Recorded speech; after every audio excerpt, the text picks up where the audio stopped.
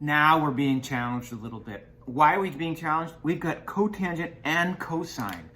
And we have an unlimited domain, which means we're supposed to find the general solution, which means we're just going to tag plus 2 pi n on the end of every one of our answers, where n is an integer. All right, so we're following our two-pronged approach. First, we're going to isolate the trig function, and then we're going to use the unit circle. Well, similar to what we did when we were doing the trig proofs, let's get these cotangents together. So if I subtract 2 cotangent x from each side, I'm going to have cotangent x cosine squared x minus 2 cotangent x equals 0.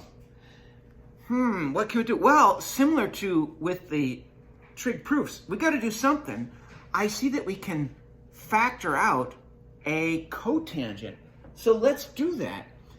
Cotangent x times cosine squared x minus 2 equals 0.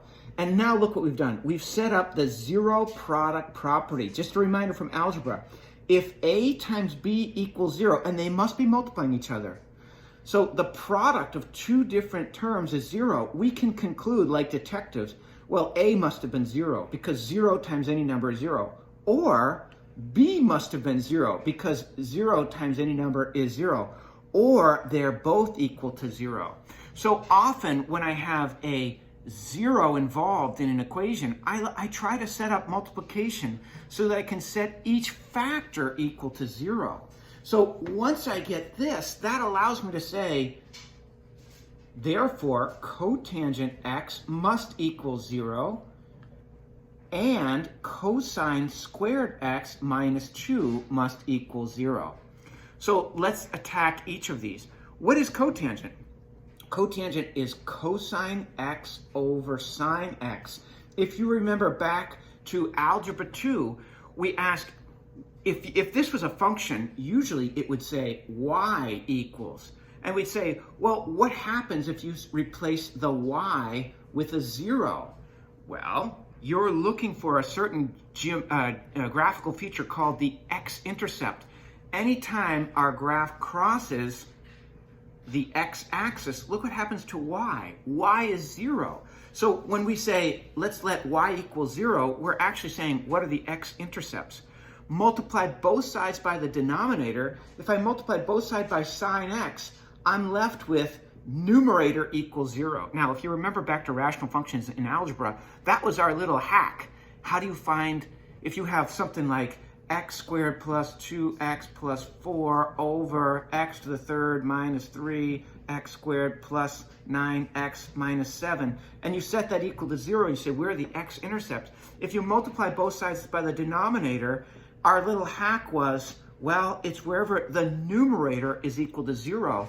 That will give you your x-intercept. So I'm essentially doing the same thing we did in Algebra 2. We multiply both sides by the denominator. First of all, I used my quotient identity. Then I did my algebra, multiply both sides by the denominator. Where is cosine equal to 0? Super easy on the unit circle. Cosine is the x. So the x is going to be 0 here and here. There's the angle at pi over 2 and 3 pi over 2. So I could say x is equal to pi over 2 plus 2 pi n, and x is equal to 3 pi over 2 plus 2 pi n, where n is an integer. By the way, I'll put that up here. Anytime you see n, I'm going to say that's an integer. Remember, the integers are ... -3, -2, -1, 0, 1, 2, 3, ... They're the counting numbers, 1, 2, 3. They're opposites, -1, -2, -3, etc., etc., etc., in both directions, and 0. So we've got two solutions here. I love that. By the way, is there a more efficient way to write this? Yeah, I could have just said it's pi over 2 plus pi n, because they're directly across from each other. How about here? I want to isolate the cosine of x. So cosine squared x equals 2. So cosine x, how did I get that? I added 2 to both sides, is equal to plus or minus root 2. All right, now cosine x is approximately equal to plus or minus 1.4 Wah, wah, wah. Remember, cosine of an angle is a ratio, and this has to be from -1 to 1. I know root 2 off the top of my head is about 1.4. So we have to say there is no solution here because this ratio has to be between -1 and 1. I just mentioned this briefly. If you wanted to be more efficient with your writing, you could say, let's pick one of them. Let's pick that one. X is equal to pi over 2 plus pi n, where n is an integer. And you could write it like that or like this. If you like writing it this, if you like to pick each one and put plus 2 pi n, be my guest. If you like to think it through and be a little more efficient, you can pick one because they're right across from each other.